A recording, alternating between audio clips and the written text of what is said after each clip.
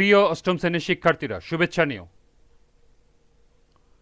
আজকে আমি তোমাদের বাংলা বইয়ের পঞ্চম অধ্যায় বিবরণ লেখি, বিশ্লেষণ করি এর 105 পৃষ্ঠা থেকে সমাধান করে দেব। প্রথমে তোমাদের বলবো, যারা আমার চ্যানেলটি সাবস্ক্রাইব করো নাই তারা আমার চ্যানেলটি সাবস্ক্রাইব করবে এবং আমার সাথে থাকবে। তাহলে চলো আমরা ক্লাস শুরু করি। 105 পৃষ্ঠা একটি ছবি দেওয়া আছে। 4 নম্বর ছবিতে বহুতল বিশিষ্ট বিল্ডিং দেখা যাচ্ছে, তার পাশাপাশি টিন শেড বাড়ি, এখানে ময়লা আবর্জনার স্তূপ, পাশে পানি। তাহলে চলো এখন আমরা এই ছবিটির সমাধান দেখে নিই। দূষণের কবলে শহর। এটি দূষণের কবলে একটি শহরের ছবি। ছবিতে বহুতল বিশিষ্ট ভবনের পাশাপাশি পানি সংলগ্ন এলাকায় যত্রতত্র ময়লা ফেলা দেখা যাচ্ছে। চিত্রগ্রাহক এখানে শহর জীবনে পরিবেশ দূষণের চিত্র তুলে ধরেছেন, অর্থাৎ এখানে যত্রতত্র ময়লা আবর্জনা থেকে বায়ু দূষণের পাশাপাশি পানি দূষণের চিত্রও তুলে ধরা হয়েছে। ছবিতে বড় বড় অট্টালিকার পাশে টিনের ঘর, সবুজ গাছপালা, ময়লা আবর্জনার স্তূপ ও পানির প্রবাহ দেখা যাচ্ছে। দর্শক হিসাবে আমি বলতে চাই, সভ্যতার পালা বদলে আমাদের শহরে যেমন অট্টালিকা বেড়ে চলেছে, তেমনি পাল্লা দিয়ে বেড়ে চলেছে পরিবেশ দূষণ। আর এই দূষণের মূল কারণ আমরা নিজেরাই।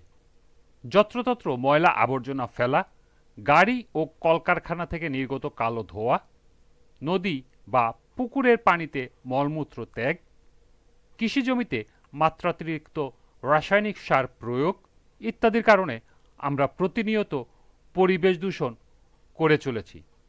আমরা যদি পরিবেশ দূষণ হ্রাস করতে না পারি, তাহলে ভবিষ্যতে আমাদের এই শহর স্বাভাবিক বাসযোগ্য করে রাখা কঠিন হয়ে পড়বে। এই ছিল ছবি 4-এর সমাধান।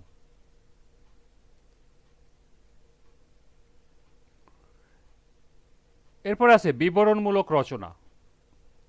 কোনো স্থান, বস্তু, প্রাণী, স্থাপনা, ঘটনা, ছবি, ব্যক্তিগত অভিজ্ঞতা, উপলব্ধি ইত্যাদি যে কোনো বিষয়ের বর্ণনা দেওয়া হয় যে ধরনের লেখায়, তাকে বিবরণমূলক রচনা বলে। লক্ষ্য করো, এখানে বিবরণমূলক রচনার একটা সংজ্ঞা দেওয়া আছে। সাধারণত বিবরণের শুরুতে বিষয়টি সম্পর্কে প্রাথমিক ধারণা দেওয়া হয়, এরপর পর্যায়ক্রমে বিস্তারিত বিবরণ তুলে ধরতে হয়। শেষে বিষয়টি সম্পর্কে বিশেষ কোনো মন্তব্য বা নিজস্ব পর্যবেক্ষণ থাকতে পারে। বিষয় অনুযায়ী রচনাটার একটি শিরোনাম দিতে হয়। বিবরণ লেখার জন্য বিষয়টি সম্পর্কে ভালো ধারণা থাকা দরকার। এজন্য লেখা শুরু করার আগে বিষয়টি ভালো করে পর্যবেক্ষণ করতে হতে পারে। বিষয়টি নিয়ে বই বা অনলাইন থেকে তথ্য সংগ্রহ করা যেতে পারে, অথবা অভিজ্ঞ কারোর সহায়তা নেওয়া যেতে পারে। এরপর চিন্তা করতে হবে কিভাবে পুরো রচনাটি তুমি উপস্থাপন করতে চাও। দেখার দৃষ্টিভঙ্গি বা লেখার ভাষা সবার একরকম নাও হতে পারে, তাই একই বিষয় নিয়ে দুজন লেখকের লেখা কিন্তু একই রকম হয় না। বিষয় অনুযায়ী বিবরণ প্রস্তুত করার সময় নিজেকে কিছু প্রশ্ন করে কাজটি করা যেতে পারে।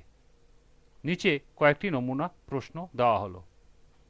অর্থাৎ আমরা যখন বিবরণমূলক রচনা লিখব, তখন আমরা নিজেকে কিছু প্রশ্ন করব এবং সেই প্রশ্নের উত্তরের আলোকে আমরা লিখব। তা আমরা নিজেকে কী ধরনের প্রশ্ন করব তার কিছু নমুনা এখানে দেওয়া আছে। যেমন ছবির বিবরণ, ছবির বিষয় কি, ছবির বক্তব্য কি, ছবিতে কি কি আছে, ছবিটি সম্পর্কে অনুভূতি বা প্রতিক্রিয়া কি। ঘটনার বিবরণ, ঘটনাটি কি বিষয়ক এবং কোন সময়ের, ঘটনাটির সঙ্গে কারা আছে এবং তাদের ভূমিকা কি, কোনটির পর কোনটি ঘটেছিল, ঘটনার ফলাফল কি। এরপর আছে স্থাপনের বা স্থানের বিবরণ।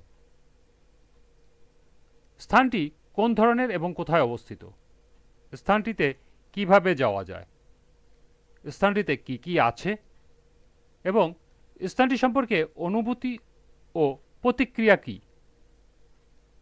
এরপরে স্থাপনার বিবরণ। স্থাপনাটি কিসের এবং এটির অবস্থান কোথায়? এটি কখন এবং কেন স্থাপিত হয়? স্থাপনাটি কোথায় কি আছে?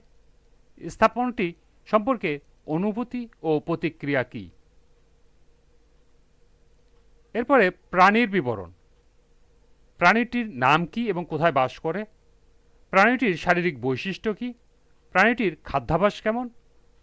প্রাণীটি সম্পর্কে অনুভূতি ও প্রতিক্রিয়া কি? সর্বশেষ আছে বস্তুর বিবরণ। বস্তুটি কি এবং এটি কোন উপাদানে তৈরি? এটি কোথায় পাওয়া যায়? এটি কি কি কাজে লাগে? এবং সর্বশেষ বস্তুটি সম্পর্কে অনুভূতি ও প্রতিক্রিয়া কি? আজকের ক্লাসটি এ পর্যন্তই। পরবর্তী ক্লাসে নিজের ভাষায় বিবরণ লিখি এর সমাধান করে দেব। সবাইকে আবারও বলছি, যারা আমার চ্যানেলটি সাবস্ক্রাইব করে নাই তারা আমার চ্যানেলটি সাবস্ক্রাইব করবে এবং আমার সাথে থাকবে। সবাইকে আবারও শুভেচ্ছা জানিয়ে আজকের মতো আমি এখানেই বিদায় নিচ্ছি। আল্লাহ হাফেজ।